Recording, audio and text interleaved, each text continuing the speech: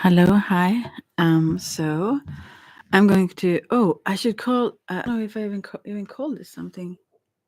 Yeah, I think I did. Oh, it's Yoga Pod 17, though. If I didn't, wow. So I will continue to read a bit here. I recognized how much I kind of dissociate still from my body, less than previous in my life, but when it comes to all these taking in information and stuff, I love that. When it comes to doing the practical exercises that actually transforms a lot, I love them when I do them, but the resistance or uh, the distractions that I come up with to avoid them is interesting since I love it. Yeah. I love all of it. The meditations also and it's also I watched actually the latest of what is his name now? Maybe I have to write it. Maybe I can find it actually and put a link here. I will do that. I love the way he talks. My teacher, she recommended him, and I've learned so much from him. This last, how to find him now? Oh, this is not the same. I will see.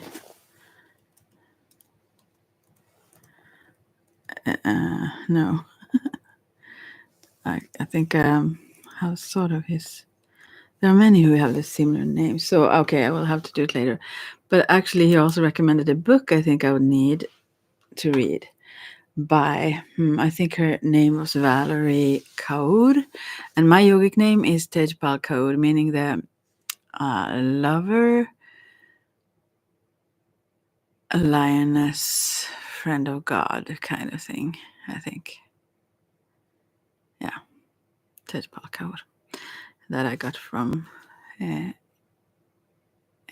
age 30. Yeah. Anyways, 22, 22. Did it stop now? No, it just jumped the clock. It was set there, and then it was 27. Anyway, so yeah. Oh, I have him on another channel. I should look it up. Anyways, I know where I have him. I just realized. Here we go. I'm sorry that I don't get to the point quickly. Usually I think of doing this very randomly, but just the voice I think is amazing. But anyways, I love voices. Something relaxing with his attitude, I feel also. Anyways, here is the one I talked about. His name is, let's see. Even didn't it say here? Oh, never mind then. Here. Jai Dev Singh. Yeah, I wrote Dev Singh, but then it didn't come up, so I searched for him. Anyway, so he talked about this book written by Valerie Kaur, I think her name was, See No Stranger, that I will also read. I read a little bit about it, and I think I could really benefit from the things she shares, how she is able to love people. I mean, generally, I think this is, I don't know, I haven't read it, but be in that state of mind or heart or so on, even though she had gone through a lot of horrible things related to people. So, so I wanted to share that. And then I will just continue now. And this inspires me every time, but then I drift off into space and do other things. And also I don't recall exactly where I was here, but I hope if I repeat myself, that's not a problem. But if I missed something out, then sorry, I didn't mean to, let's say. So for navigating the inner spaces of the mind, 4 of Patanjali's 8 limbs of yoga practice deal with navigating the a meditator through the inner space of the mind. They are pratyahar, dharana, dhyana, and samadhi. I feel like I've talked about this, but maybe in a different context.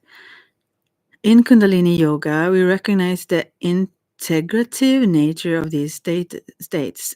Emphasis is on mastery through identifying and utilizing these states. Pratyahar, to control and synchronize the mind to the infinite. It is the science of finding the nucleus of every finite, which is infinite. I get some message now, I have to check. Sorry. Not very important. Let's see.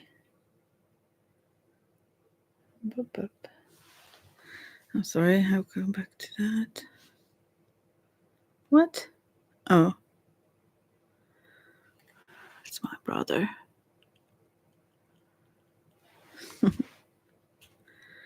I guess this is hockey time.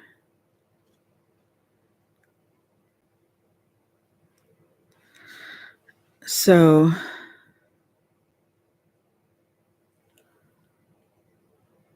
yeah. In like 20 minutes. I think I will do this for long, but it starts then. So on TV, we used to like sometimes. I don't follow that very much, but we used sometimes to like send messages and share when it's goals or whatever. Anyway. So anyway, I will check into that later. So this was the pratyahar. Dharana, concentration, consistent penetration of thought, consistent projectivity. This is interesting. It's about what we project, I guess. Projectivity. I've never heard the word. Holding the mind within a center of consciousness or on an object. Yeah, obviously. Yeah. Dhyana, meditation, deep merger into the object of concentration, which causes the flow of thought waves, uninterrupted and continuous, to which the meditator does not react. One is aware of the thoughts, but not involved with them. This is very much what I did when I had my more so extreme Zen period in my life. Samadhi. Total identification with spirit, the deep experience of me and God and me are one. Yeah, I think I never actually realized this, how I slowly and gradually lean towards that. Actually, I found it in different ways than, all paths, or all practices, or what we learn and whatnot, give us insights. And I feel like other things that I thought would give me that experience or that knowing have led me there. It's so surprising. It haven't been this, although everything you experience is part of it, of course. But I thought about it when I read about somebody previously, especially when it comes to the Om sign and that with this. The thing that looks like a 3 is kind of I should have had that up here now then. But this different kinds levels of consciousness is the Om sign, and also the sound of creation, they say. But anyways, that is like the awaken and the sleep state, and then the thing moving out from the center there is the dream state, and then we have samadhi as the looking like a new moon kind of thing, or actually it depends on how you turn it, but anyways, like a sliver of the moon. And then the dot is enlightenment. How interesting. And the interesting thing about that is that from that dream state, which can also be dreaming purposely, let's say, not only night dreams, I guess. Anyways, there is a gap to the samadhi, and there is a gap from samadhi to the enlightenment. And that is not something, other things you can like train yourself. You can get into, we all also experience these first 3 states of consciousness, but the jump, we can prepare for it, and we can kind of prepare ourselves to be ready for that and kind of practice it in a sense, but it's not before it happens we are there. And it's very interesting, and I'm hesitant saying these things because it feels like you challenge the universe, don't it? And I don't think that's a good idea. I mean, if you are not very grounded in what you say, I wouldn't do it unless I was prepared for whatever could come from that. And so I don't say these things lightly. Anyways, so the things that made me or helped me that last like switch or thing to jump from dream state to samadhi is different things than I thought. And also what I thought was samadhi is different than I thought. Absolutely. Because I had some ideas about it before. And now that is more so than not.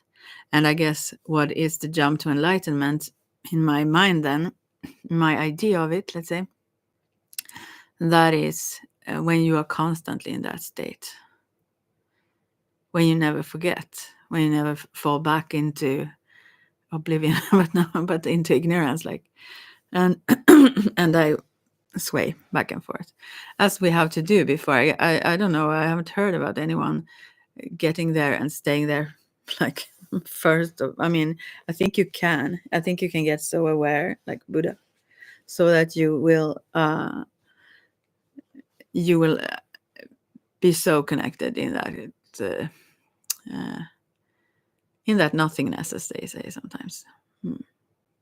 But yeah, it also have to do, and I think we come here with different things. Oh, I ramble a lot now, but with previous preset things, and I think I've had so much previous training, if you say, or something. So I have been very blessed this lifetime. Also tested. Wow. But that have also been a blessing. I see that now. But I wouldn't wish my worst enemy to experience certain things that I have experienced.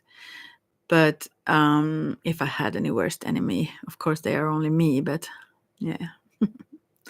Anyways, they are mirrors as well as I am. Anyway, so yeah. Still, I'm grateful. I'm very blessed that I had to go through the things that I had to go through. Yeah. Okay, that was the startup. Gotta start me. You gotta start me up. I gotta play some music, don't I? Never stop. Never stop. Wait a second for that. Yeah. So, hope I don't sit there too long. I have to check then if they make some calls. Right. So, I actually saw that they have done this without music to it. That's kind of fun then. I heard it's Tina Turner who taught or like inspired Mick Jagger for his moves from the beginning. Anyways, he asked her to help him find some moves. Anyways, I guess this will be it.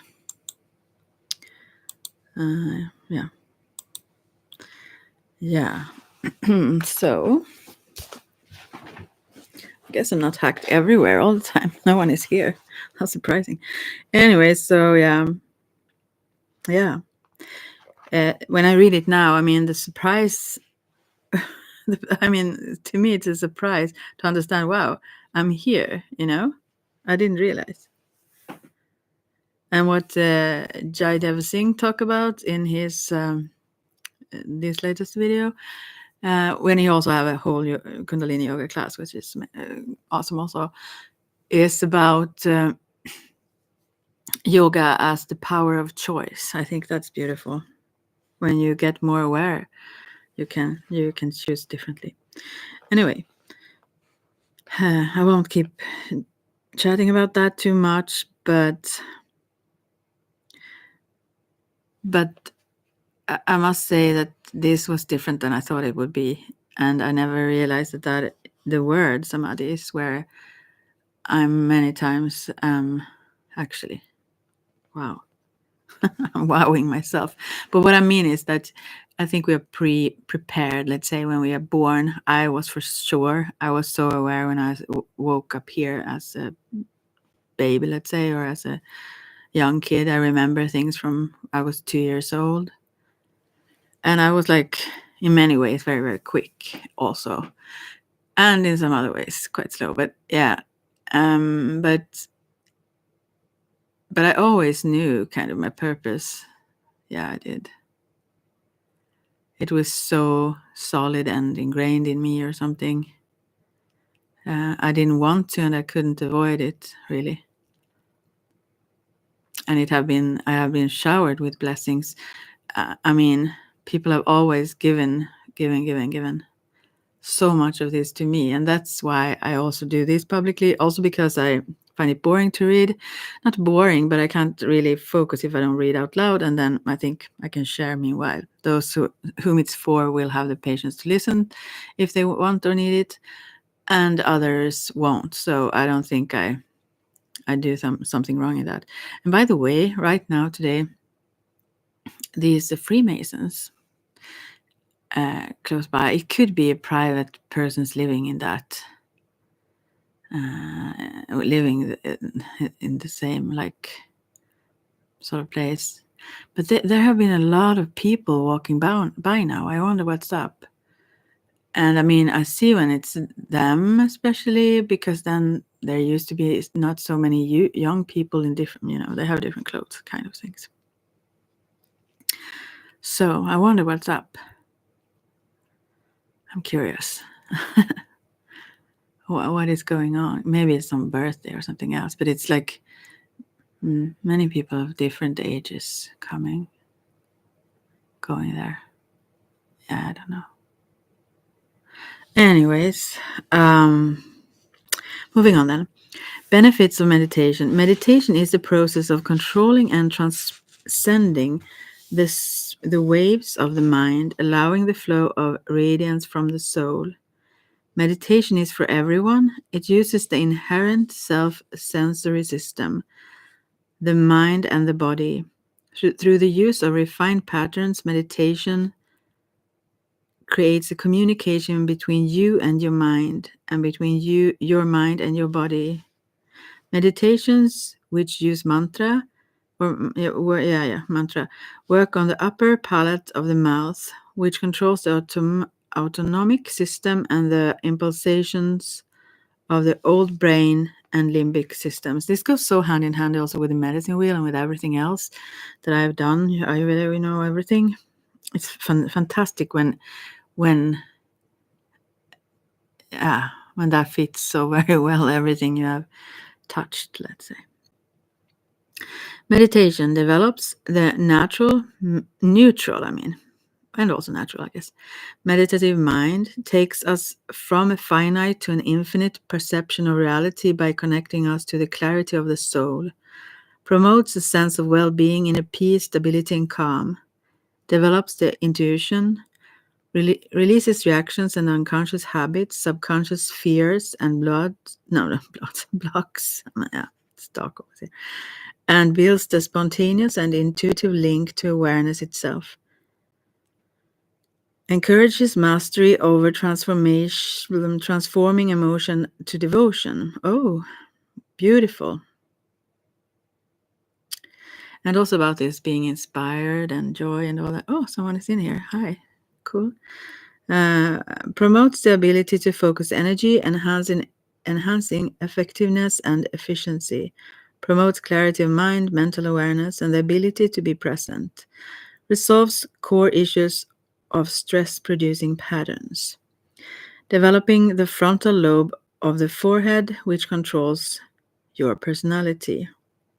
Simran, the continuous experience of the meditative mind. Simran is a conscious, meditative, longingly creative feeling in which life is experienced as a spiritual flow. Oh, interesting. The person left. Not so fun.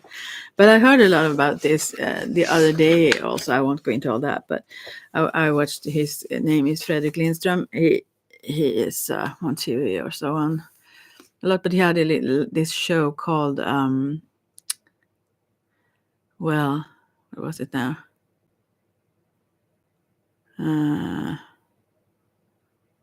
The Show of Humanity or something, if you would translate it then to English.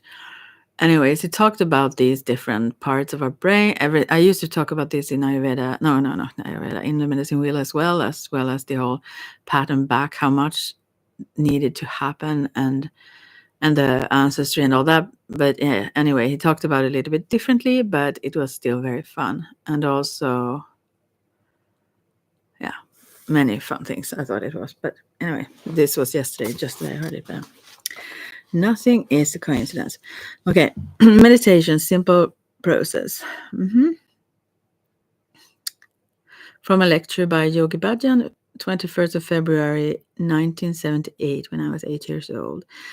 Two things are simultaneously impossible. Either we are not a creation of a creator, and it is wrong that we are in the image of God, or there is no such thing as a sin. It is, sin meaning going wrong, like missing the goal, I think they say, or the mark. It is religious bigotry when we say we commit a sin. We can agree there is no sin and grant that there is ignorance.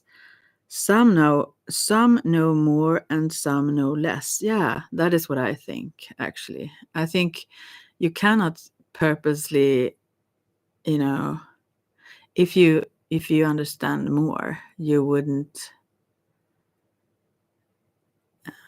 you wouldn't purposely harm, let's say, or so. Yeah, moving on. Emotion becomes commotion or devotion. Wow. I love these texts, actually. I love them. Just these few words make me wowed. All right, let's see. We can also agree that there can be tremendous difference in emotions. Emotions are essential as life is essential. Everyone is emotional, but our emotion can become commotion. When emotion becomes commotion, then you enter a dangerous zone because commotion can create a pattern and then patterns start governing your life. As long as you are emotional, it is all right. It is a learning process. After all, in 1 second, your intellect releases 1,000 thoughts. Out of 1,000 thoughts, you may not even pick one up. The intellect releases a lot of thoughts, but only a few thoughts become emotions, not all. As long as you are emotional, you are living, trying to live. Even when you become commotional, it is all right, but it is just a matter of seriousness because emotion can get into the subconscious mind. Yeah.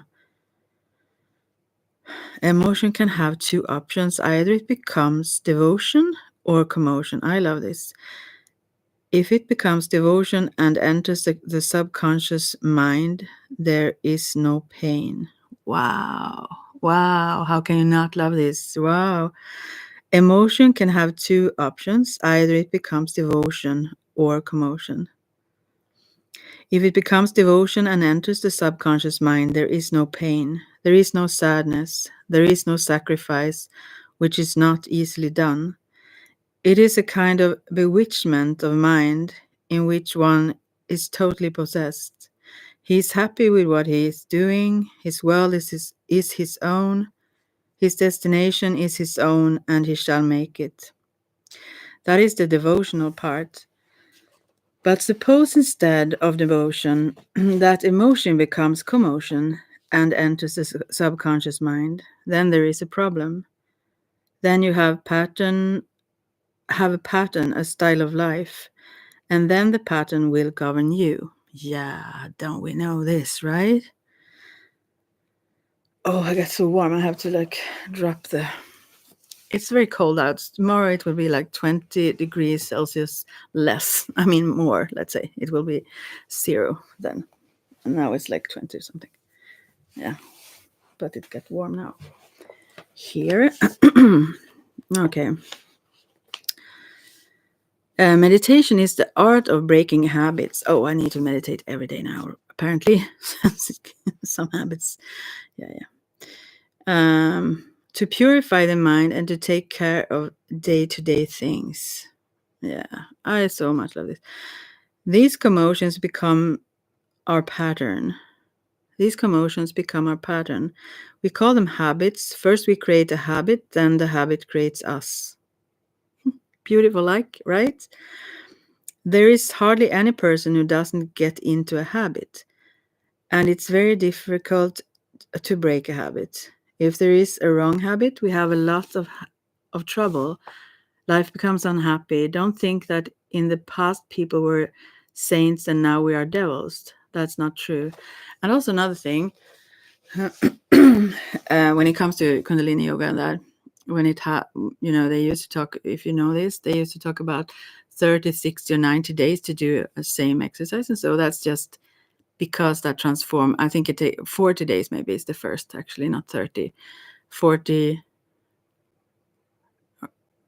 or 60 or 90 or 40 or 90. Anyways, I don't know that for sure. But anyways, that is because it needs certain time to release those patterns or change those paths, brain paths, let's say, or so.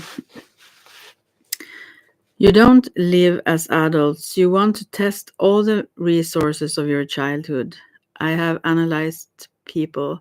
The subconscious psychology is so heavy in America that most people do not have smooth relationships at all. In dating, in commotion, in social life, we show each other how powerful we are, but don't blame the ordinary person. Even yogis, swamis, ministers, and spiritual people have a big facade to impress people.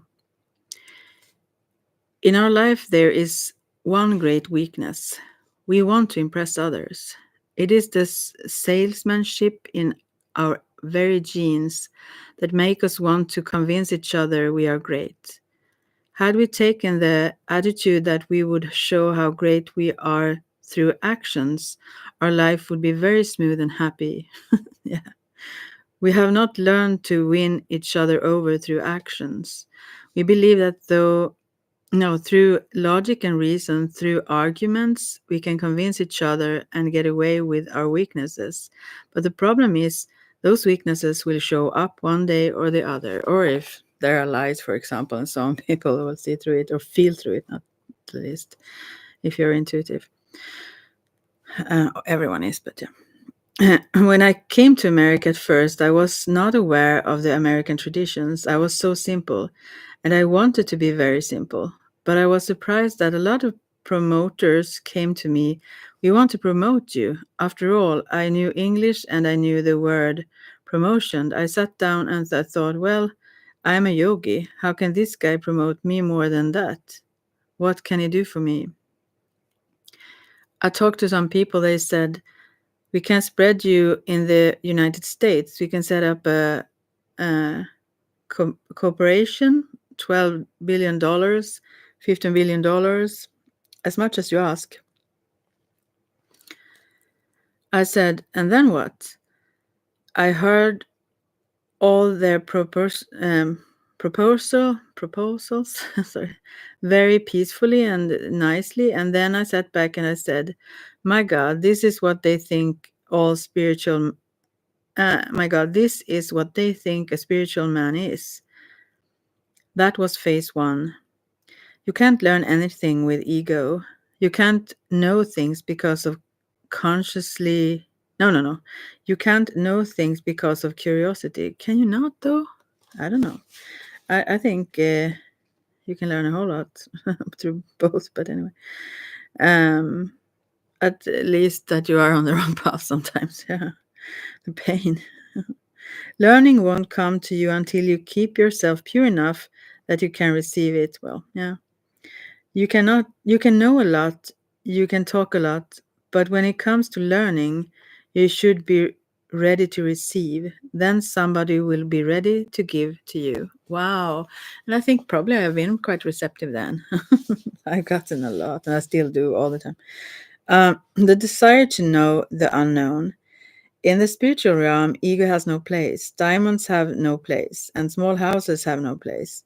This is the realm of the earth. It is good to have things. You can have whatever you want to have, whether you can afford minus taxes. Whatever you can afford minus taxes, okay. But that is not all you are. There is a part of you which are very steadily ingrained in you, and that is your desire to know the unknown.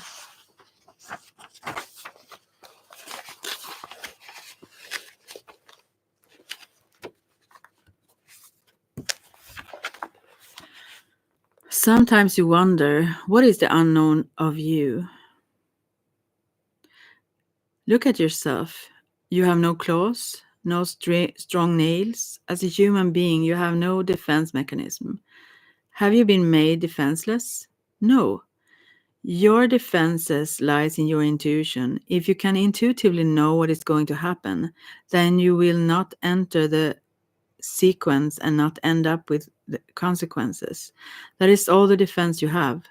And what can give you that intuition? Your mind? How? If you have a meditative mind. Whoa. I will move on, but I also want to share that just briefly. I've heard it from various sources, of course, but you know the whole thing when a baby develops, or in the utero, this goes through the whole human, but the whole what is it called now? Evolution, from fish to tiny fish, kind of to other states where we have a tail and we get fur all over in the face and everywhere, and then that goes on. We drop those things that we didn't need anymore in evolution, But far back, as you talk this, I don't know if this is the truth, but I like the idea though. Far, if you talked about that for 4 years or something all the time, our grandmas, that would have been a fish. Anyways, it's very beautiful that we go through all the evolution of life physically, every single one of us. That's fantastic. And then we come to this. It seems like we go very much backwards then. And he also mentioned another thing, this Fredrik Lindström, in that show we had, that we are the only species that seem to become less competent as we grow as grown-ups. We forget how to sleep. We aren't able to feel our feelings. There's so many things that we just know. We know those things when we come here already. People can't eat. There is a lot of things. Most those basic things we get sidetracked from, and that is one thing that I recognize when I do mediumship readings as well. Sometimes that comes up a lot. To eat well is one of them, but even more so to sleep well. And sometimes there comes advices how to do that and so on. But sometimes I feel I don't want to really give. It feels so basic. I want to say something more interesting, and I oftentimes have other things as well, obviously. But still, they seem to repeat that a lot to some people because we are so detached from certain things that we also need, we can't live only on ambition. Someone is here again. Okay, I will continue to read, but I check the shack now. That shack now, the chat. So if you want to write something, anyway, I don't see whom, but I will continue to read here now. How do you meditate? It's a very simple process. Most of the people in the world do not know what meditation is. They think if they can buy a manual for $150 and sit for 15 minutes on a chair, that's meditation. Some feel if they attend Yogi Bhajan's class and learn a meditation or whomever's class, that's meditation. Lots of people have lots of feelings about meditation, but they do not understand real meditation. Okay, I need to cough, so pause a bit.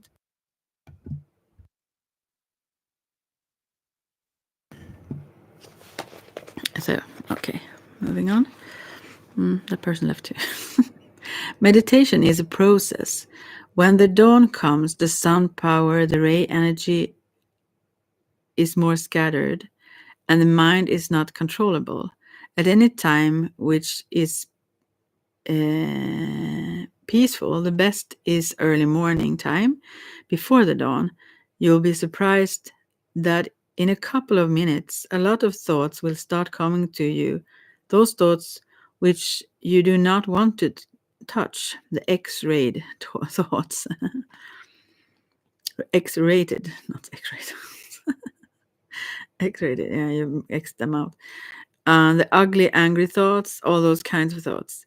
If you let those thoughts pass by, this is meditation. All those thoughts that can pass at that moment of your life can never enter your subconscious mind, and they will not bother you again. Oh, so I did this for 6 months with Zen, at least 6 months. I don't recall exactly, where I was just sitting 20 minutes in the morning, 20 minutes in the evening, as I recall. Only letting this happening. Now I'm too curious. I can't let them go as much, but I do sometimes, yeah. The procedure of, and it's not that I can't, it's just the choice I make. Yeah. The procedure of cleansing the mind, of not dumping a lot of thoughts into your subconscious mind, is called meditation. Oh, how I long for this now, more so. This procedure of cleansing the mind, of not dumping a lot of thoughts into your subconscious mind, is called meditation. It takes about 3 minutes to get those kind of thoughts, and sometimes they continue to bug you for about half an hour. But if you physically don't move, the mind becomes still. That is the foundation, or the beginning of the meditative mind. It is a purely physical process. It doesn't need any mantra or a teacher or any technique except that the place you sit should be cozy, comfortable, and your body structure should be straight. Once your mind starts becoming still and not having any thoughts, you will feel cozy, and that coziness cannot be described even by me. Yeah, this is an experience, really. Wow. And I usually get this if I've done those asanas or kriyas first, and then some meditation, and I can touch that, and then I never want to get out of it when I'm there in that blissful state. All I can tell you is that it's very comfortable. It is very cozy, and you will want to do it again and again. Yeah, and then you do other things anyways. But in the beginning, you cannot do it for a long time. Gradually, as you develop that coziness, this thought-hitting process becomes shorter and shorter. When the mind is said to be intuitive and you develop it, it is as good an investment as your hairdo, as your good clothes, as your good language. Then whenever you want the answer to something, you don't have to call on anything but your own computer. Just stop yourself, and in a few moments your own self will talk to you. And through various, what can you say, other sources, if you say, but you're always a source. Cool. Yeah. You have to concentrate. It is the mind which can concentrate for you. The mind is given as a tool to you. The mind is not your master. The mind was given to serve you. You develop all of all other facilities of the world, air conditioned rooms, good cars, electronic instruments, but the biggest computer which you have is your mind. You never developed it. Now people are trying to learn meditation, but the problem is there are a lot of groups and there are a lot of technologies and everything is well branded. This is my technique. This is your technique. But let us talk about what the science of yoga says.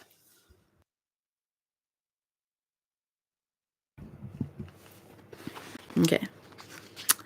The science of yoga says that whenever mind can be developed to be under your control, when you do not have thoughts incoming, at that moment your mind is with you. When won't the mind give any thoughts? Don't create a thought, enjoy it. That is the first stage of the intuitive level. Oh, yeah.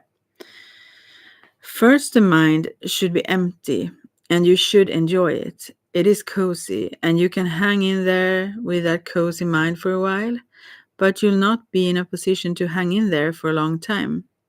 That too you have to develop. But if you can hold with your mind more than 5 minutes, oh, I can do that. I don't do it usually because I'm very devoted. No, I'm very inspired by everything around. So I know I need this more though. Yeah, I do. If you can have your mind with you for 15 minutes, yeah, I can do that. You can develop that time. You can compute every consequence of your life through any sequence with your own mind. Is that difficult? This mind is beyond time and space. It is part of the universal mind. It is given to you as an instrument to serve you. What happened? It became your master. You became the servant. The mind becomes the monster when it becomes your master. Yeah. The mind is an angel when it is your servant. It is all in your mind. Yes. The meditative mind is a purely beautiful state of living. Oh, yeah. Good, I remind myself. I need to get back to this, right? Using mantra for meditation. Now I'm going to discuss with you how you can develop the meditative mind very immediately. When you control your mind, a lot of thoughts come to you. Negative thoughts, all garbage, ambitions, thoughts, known and unknown, float around in a negative direction. Negative is like this. If you cut it in the center, what does it become? Positive. I have read this before, right? Anyways, you keep chanting the mantra in a positive direction. So each negative becomes positive.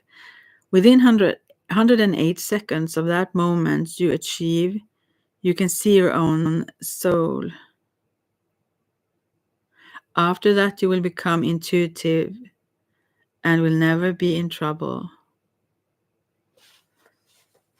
So we pick up one mantra, which is a positive sound, a positive thought. Some psychologists have said, if you only chant 111, that will work. That will work for his purposes, but it won't work for great purposes. You have to have a mantra which most idealize your Isht. Isht means something you have a great reverence for. If a Christian have a great reverence, maybe you say, I don't know, for Jesus Christ, he can call Jesus Christ, Jesus Christ. It can be his mantra. There is no big problem. Mantra is something which, according to vibratory thought level, must be in a position to tune into the subconscious. Everything cannot be a mantra, and not everybody can manufacture a mantra. I get mantras to me and to some others as well.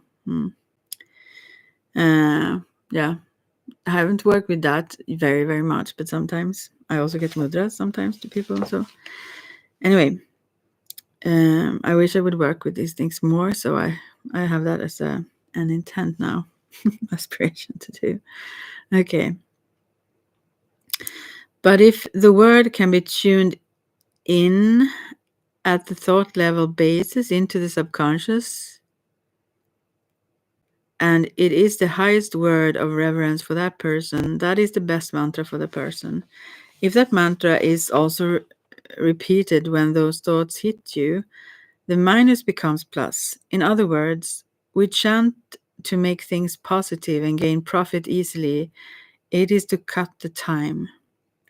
Why does mantra work for you? Because mantra is always that unknown of you. Some people receive a kind of mantra. I asked somebody, "What is your mantra?" He said, "Nim." I asked him what it meant. He said, "I don't know. I was given it. I paid for it, and I have been chanting it for the last 8 years. Do you enjoy it?" He said, "Yeah." "What has it done for you?" He said, "I don't know, but I like it." Though the person was innocent and didn't understand the meaning of what it did for him, his reverence for that word was so powerful that it always set in his heart something very special. That is all you need. Everybody has a capacity. Every mind has a frequency. You have to bring the two together. Yeah, everybody has a capacity. Every mind has a frequency. You have to bring these two together. Yeah, I think I love to stay in sometimes the mind. Yeah. And then you have to find out who you are. That is the easiest way to live happily. Life is not equal for all, and it is not equivalent for all. You have to fit in the frequency of your mind and your body. And that is something, last time someone came in, that I was in a few days on a yoga course, you could say. And I hadn't done yoga then. It was like some years ago now, for a while. Me and my mother was there, and she was like, she had back pain for a long time after that. I almost died. It was like quite easy for others, but not for me. And yeah, it was horrible. So I love how Jaidev Singh says that no matter what he says, to do it from yourself, where you are at, not to follow some outer instructions, like more so than yourself. Anyways, I've seen that the majority of people do not know how much their body can take. They have never assessed it. Everybody feels a body can take whatever you can give it. That is not true. Everybody has a capacity. Every mind has a frequency. You have to bring the two together, and then you have to find out who you are. That is the easiest way to live happily. Yoga is a science. It is the purest art by which to live. Everything about it can be explained well. It is meant for a human being. It is not meant for angels. There is no such thing as sin. If it is true God has created you, then God has created you for a purpose, and to live only for that purpose is grace. Stopping the mind. That's the question here. A student asked Yogi Bhajan the following question. My mind is always full of thoughts and arguments. A friend told me that if I meditate, I should stop all my thoughts and control my mind so it is quiet. Is that possible with meditation? My mind is awfully noisy. Yogi Bhajan, it is not meditation that stops the mind. It is the surrender of the mind to the soul and the soul to truth. It is when you prefer the word of truth to the word of your own intellect. Wow, how beautiful. Those who intellectualize a lot should know that yoga means union with a supreme consciousness. It is only at that time, at that moment of union, that the stream of thought stops. And that is what it's called also oftentimes, like how you explain the word yoga, like union. In Kundalini Yoga, you are given a perfect key for the lock of consciousness. The incessant intellect acts like a file that rubs off the levers from the key. Intellectualizing the truth to suit your own circumstances and to cater to your fears will never work. This is sometimes stones. So hold and behold the truth wherever you are. People will mark the way to you.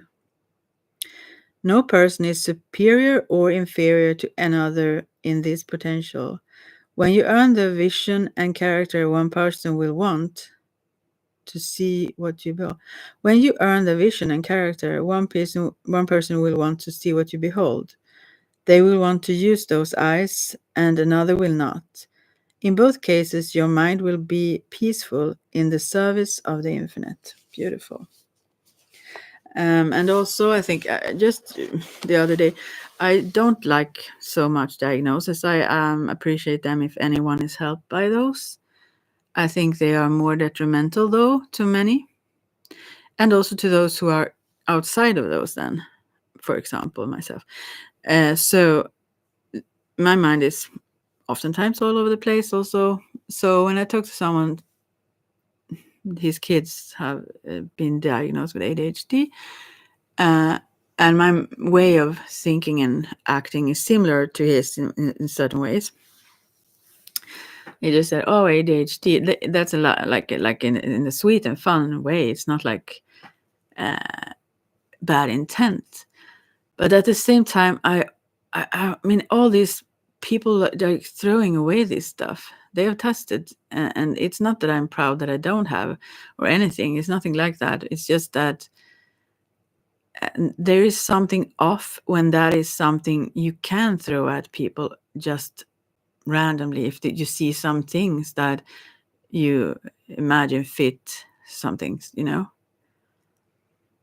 and I think many times it may not even be when it's diagnosed, but that's another issue. That's another topic.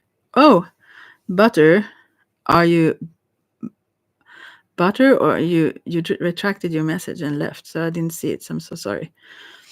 And anyways, in Swedish, it means like that you are grumpy. I don't know. If you're Swede, you may be a bit grumpy then. Then this is for you. So let's see. Okay. Prayer and meditation. Prayer is when the mind is one-pointed and man talks infinity. Meditation is when the mind becomes totally clean and receptive and infinity talks to the man, Yogi Bhajan.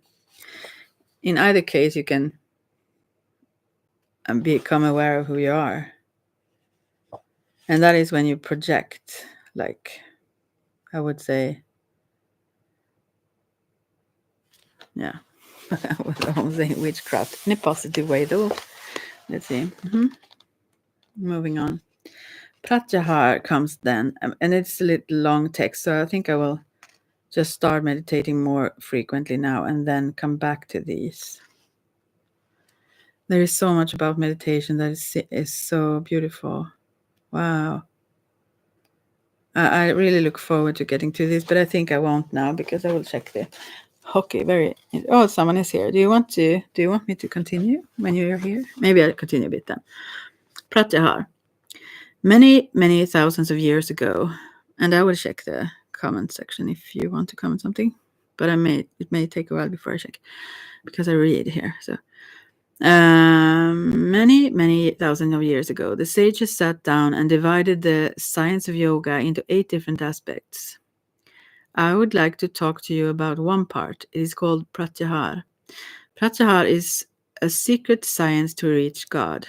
You won't find it discussed fully in any books, at least previously to this book was written.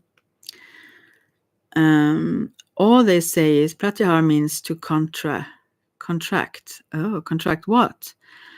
They don't explain it. In some places they say Pratyahar is Pratyahar, and whosoever does Pratyahar reaches God. How are you going to make any sense of it? That is how these old sciences happen. It goes from teacher to student, and so it passes on. The most beautiful art of yoga and the most pure science of yoga is Pratyahar. Pratyahar means correctly in English, contract or synchronize. Wow. I will give you an example. Some of my students today sent me a birthday present, I should feel very grateful that the present has come and they wanted me to participate by thanking them. But when I saw it, I couldn't immediately thank them. Thank them. It's, yeah. Since at that time I had been analyzing just what pratyahar is. It is a habit to synchronize towards God. So immediately out of my mouth came, is Lord God who has given them the heart. I could have said, thank you, they are beautiful. But nothing like that happened, and I started wondering why I could not say that. A gift is a source of happiness, but who provides the gift and who is the ultimate provider of the gift? If that consciousness does not synchronize immediately and focus on that point, you are not a yogi. Bowing to the source. For 12 years, a woman and her husband tried, but they were never blessed with a child. It took 12 years, but finally she got pregnant. A beautiful son came. All they did was start meditating, chanting, and praying. When people came to them saying, well, God gave you a beautiful son, we are so happy, they said, yes, please sit down and meditate and chant with us.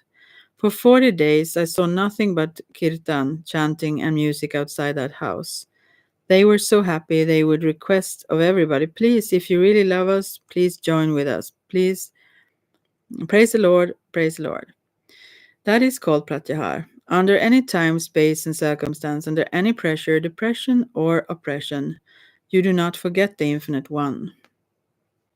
That is called pratyahar. Under any time, space, and circumstance, under any pressure, depression, or oppression, you do not forget the Infinite One.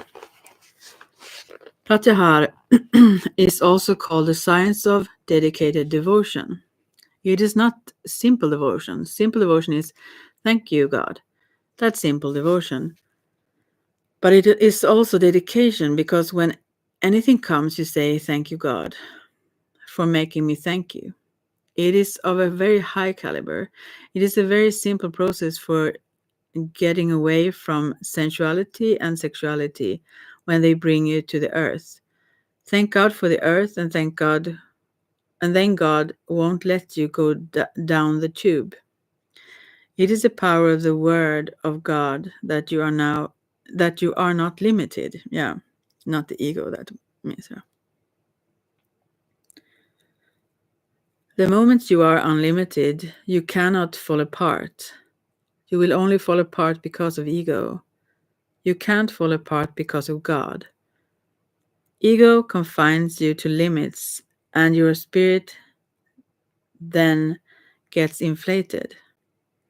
When your spirit gets inflated in infinity because you are in mental infinity, then you are divine. Oh gosh, this was difficult. Let's see. You can't fall apart because of God. Ego confines you to limits, and your spirit then gets inflated. When your spirit gets inflated in infinity because you are in mental infinity, then you are divine. But when your spirit gets inflated when you are confined, then you are like a balloon. Interesting. I have to listen to that more, maybe. Spiritual ego, devotion to oneself instead of God. This is very tricky, though. If you say certain things when people still are very, very trapped in their ego, they can misunderstand it very much. So therefore, also people who have reached that won't usually talk about it, because it will compute in a different way for those who listen. But also, recently I've done this thing, and I think, oh, now everyone have actually labeled me as a narcissist or something, because I found these. They are so fun, though, and these different kinds of. I thought about putting something up here of that, but I didn't, though, as an image. But there are those. I don't know what they're called, like apps or whatever on Facebook, where you can see how you would look like an emperor or empress or whatever, such things. And I think they are so fun. So I have been listening to something meanwhile, something else, and having fun doing this where they change into various, like in a fairy or a fae.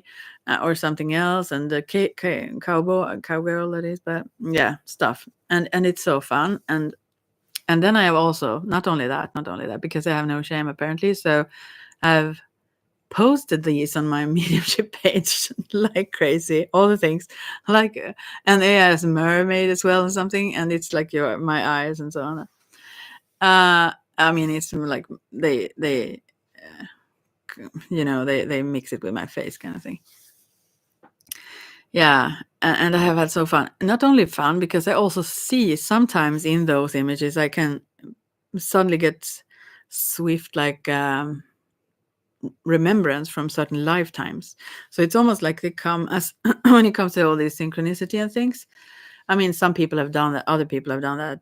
I didn't find it myself. I saw people being like Vikings now and whatever on their pages, and I've found it fun. Usually I don't click on this, but I yeah. Anyway, so I have been going overboard with this, and that seemed very, very self-centered. And to me, it's just light fun. So, anyways, I just think about that sometimes. Like, what will people see here now? They think, oh gosh, you've lost it fully now. But anyways, I will move on to this then. Spiritual ego, devotion to oneself instead of God. It's when you are devoted to your limited self. And as long as you perceive yourself mostly in that capacity, is that a word? Yeah, then that will go wrong. In spirituality, you will find spiritual ego. It is horrible. The majority of religious people are very miserable because they walk on the path of spirituality with ego. They start building devotion towards themselves, develop pride, then freak out. Then they start showing off these cities, these powers. I can fly, I can elevate 3 feet from the ground, I can do this to you. This Tatwa city is to tell another person, I am superior to you. But sometimes also it could be that you're helped, not by flying much, but when you're a medium, for example. They become a kind of semi-god, half-cooked, half-cooked food. Neither tastes raw nor tastes cooked. I call them spiritual junkies. You'll find a lot of swamis, yogis, ministers, and rabbis are spiritual junkies. They know a lot of junk. They know a lot of spiritual stuff, but as humans, they are junkies. They are not grateful. They start showing you they are superior. That's why you will find an uptight man of God is as dangerous as a cobra. Yeah, many times that have been proven. A scorpion or a lizard. These animals which give you fatal bites or have the tongues going in and out. This is where you will go if you enter spiritual ego. A snake lives very long. All these spiritual teachers want to live very long, 500 years, to keep that domain over the other creatures of God. They want to enjoy that domain, because if a man of God is not straightforward, is not truthful, and does not always talk about God, and rather brings his personality into the bargain, that's what he gets. The practice pratyahar means one must synchronize, analyze, and totally shell out everything and realize the praise of God out of everything. God never made anybody without sense. God never made anybody a sinner. God is not a sinner. How can you be of God and be negative, a sinner, an egomaniac, or jealous? There are 250 negative qualities which you can count that do not belong to God, and with these qualities, you do not belong to God. Be careful. There are 2 ways of devotion. One is divine. It's like you are not aware that you are God. That's what it means. This is not judgmental. So there are 2 ways of devotion. One is divine, the other is devil. Don't believing in devil, but yeah, the opposite. Those decorations are the features you possess. If you want to discipline yourself toward the divine, then you have to get out of all this nonsense. And if you want to belong to the divine, you have to master this nonsense. They don't go together. The majority of us are a hodgepodge of half divine and half devil, sometimes divine, sometimes devil. When a person who practices pratyahara is the devil, then he is God's devil. When he is divine, he is God's divine one. His dedication to devotion is always divine. Therefore, neither is he a devil nor is he divine. He is the infinite divine because he can cut through the limits of time and space. The caliber of such people is beautiful. They don't stop at anything. They don't and they can't. In Anand Sahib, the science of pratyahara is explained in such a beautiful manner. This is where the Guru talks to the eyes, the Guru talks to the ears, the Guru talks to the heart. No, it doesn't say heart, it says breath here, actually, but to the breath, the Guru talks to the life. All these similes are nothing but the science of pratyahara, which is further than pranayam. Oh, yeah. In the entire Sri Guru Granth Sahib and in Gurbani, whenever the mind has been addressed, it is pratyahara. From Guru Gobind Singh, it says, Re mane bidya kama, I think it's a kama. Can I read it even? Oh, my mind, practice yoga in this way. Re mane bidya kama. When a person directs his own mind analytically towards infinity, that process is pratyahara. The science of spirituality is the science of union. Technically speaking, the science of mind is the source of happiness. And when you cannot do pratyahara, you cannot be grateful to God, that infinite source which continually gives to you. Then you can never learn to enjoy that thing. A thing which does not come to you from infinity cannot be with you to infinity. Remember this law of cosmic consciousness. If material things come to you because of infinity, and you have to synchronize, and you have the synchronization of dedication of your consciousness to feel that it comes from infinity, then you have grace. Yeah, that's cool. And because of all that is infinite, the science of pratyahara indicates the dedication telescopic view of the infinite in the presence of infinite microscopic analysis. Whenever the finite microscopically looks into anything, out of the microscopic view, he or she telescopically understands the cause of it as infinity and bows. Yeah. Yeah. Nama Sarab Diale, I don't know how you say that yet. Namo Sarab Palai, Guru Gobind Singh, Jap Sahib, 28. I bow to the one which is merciful to all. I bow to the one who nourishes all. The Namo Pauri of Jap Sahib is a most beautiful creation of Guru Gobind Singh, through which pratyahara can be totally understood in it. There is a sentence, Namo Tantrang, Guru Gobind Singh Jap Sahib 57. I bow to that science which unites me to God. I also think about people talking about manifesting and all kinds of things. And it's good to be, focusing in details to make yourself believe in what you want, so to speak. But at the same time, if we limit our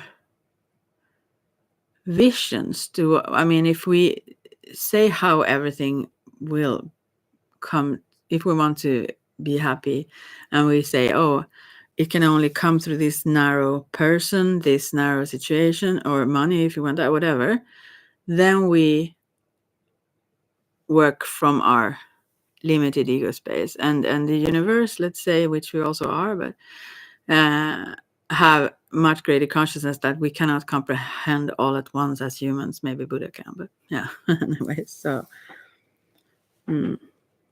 anyway.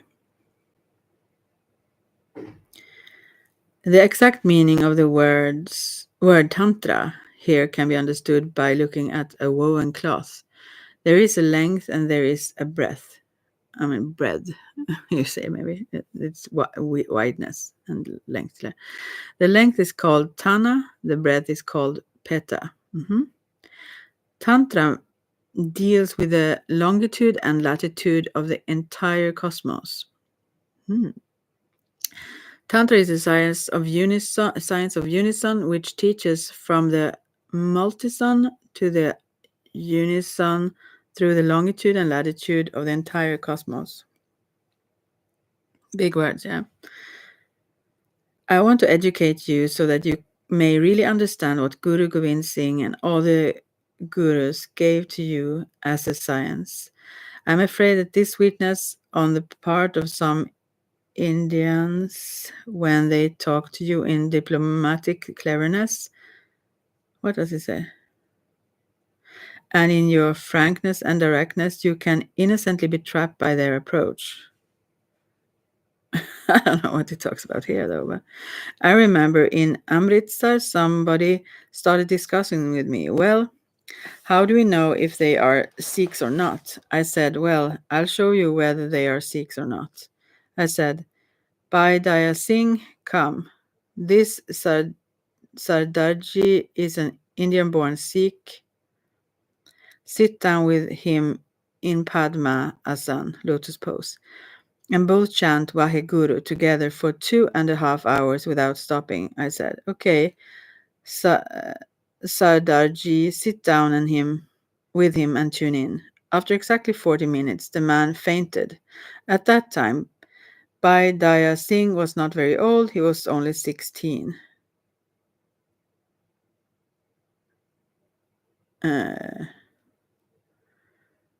Let's see.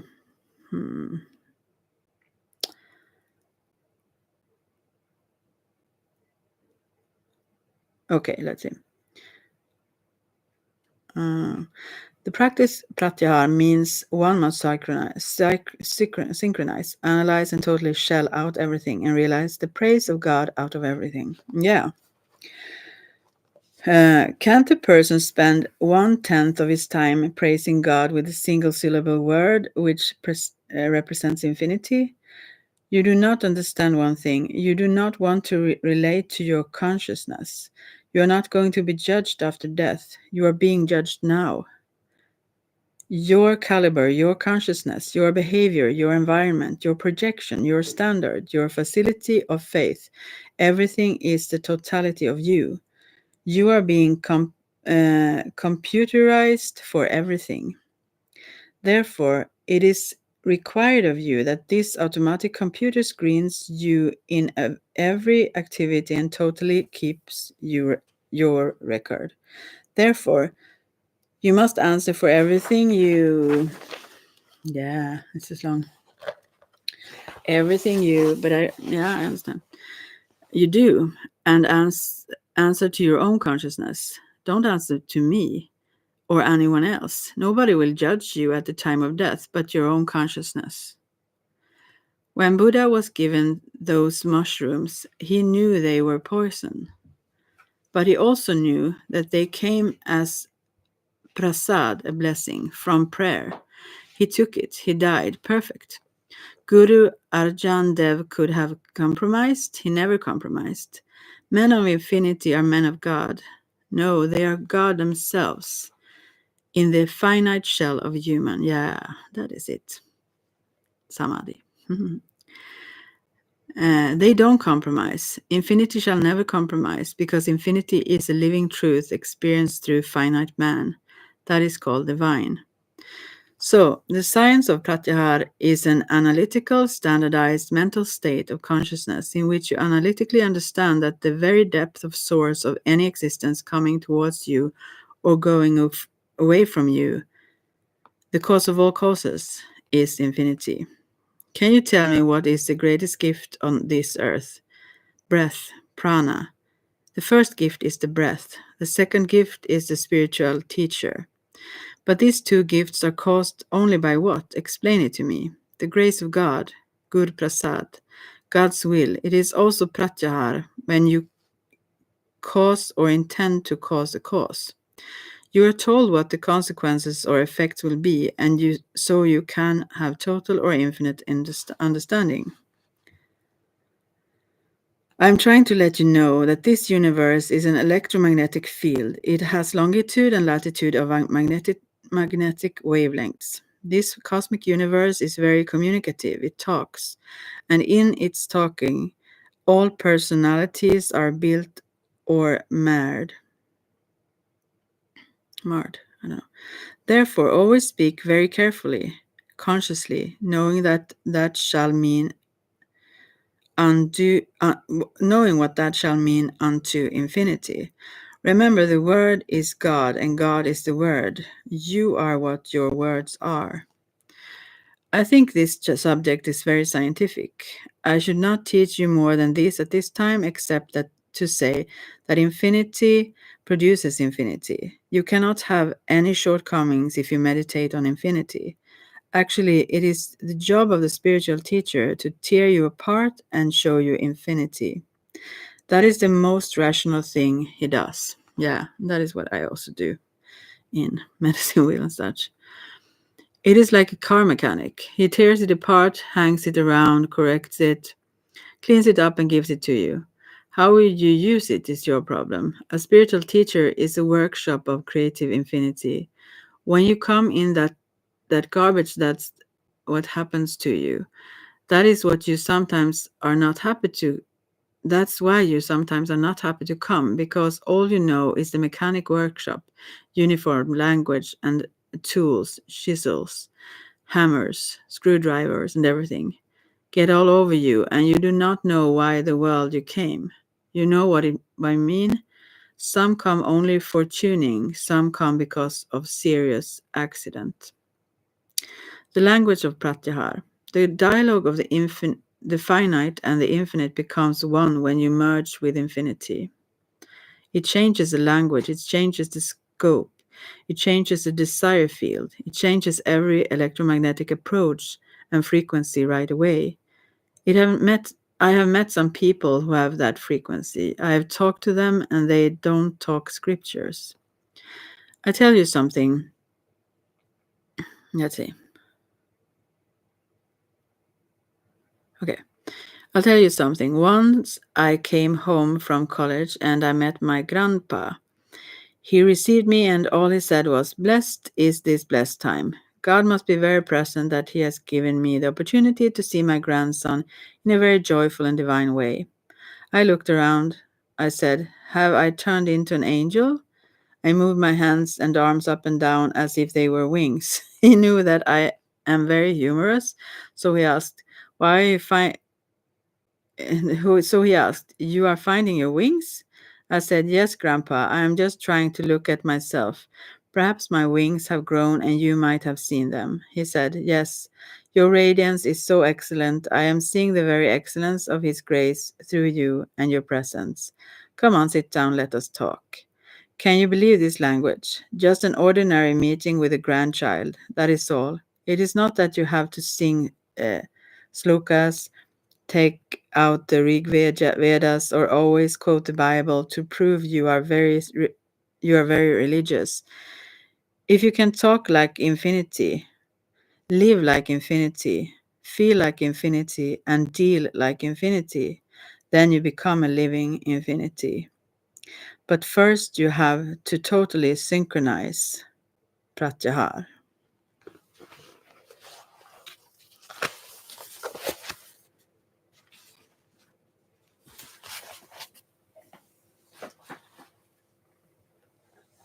So thank you for this.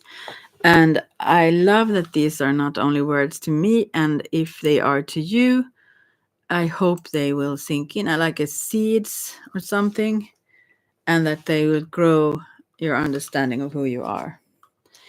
I really hope so. And I really know, so I can say also, because evolution don't go backwards for any of us. So yeah, you will know. you will know. Yeah. Hey, someone else coming in. I'm just going to go now, but if you want to go back and listen, and also I can, maybe if I can answer some questions, or check the links here with Jaidev Singh or something.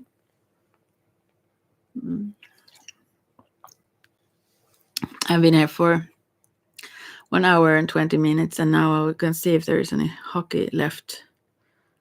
I think it just started, right? Or for how long have I talked? Yeah, anyway.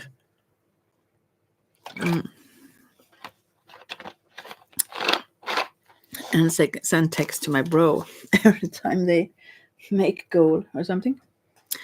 Yeah. Take care, everyone. And yeah, this is very random and not frequent. I know. Maybe I should do that more frequently. I think it would be good for me, maybe, but also I do a lot of other things frequently, so I have to, decide what to focus in on. But this I don't want to let go, so I keep coming back at least. So, and I will check in if someone have written any comments and so.